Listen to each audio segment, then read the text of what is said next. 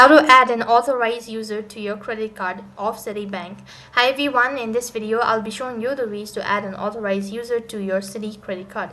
So in that case, you just have to go and log in into your online banking account. When you're logged in, that is going to take you to the home page, and from the home page, tap on the services tab from the top right hand side. As soon as you do that, you'll be able to find a drop down menu. So from there, go ahead and select credit card services. As you press on credit card services, scroll down right to the bottom and then go ahead and press on authorized user.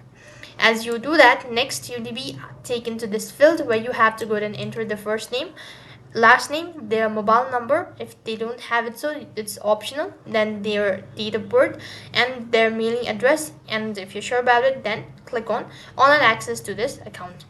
On the other field, you just have to go ahead and confirm the transaction and all of that, and you'll have successfully added an authorized user to your Citi credit card. That is all for this video. I hope the video was helpful. Make sure to like, share and subscribe to our channel. Thank you for watching. See you in the next video.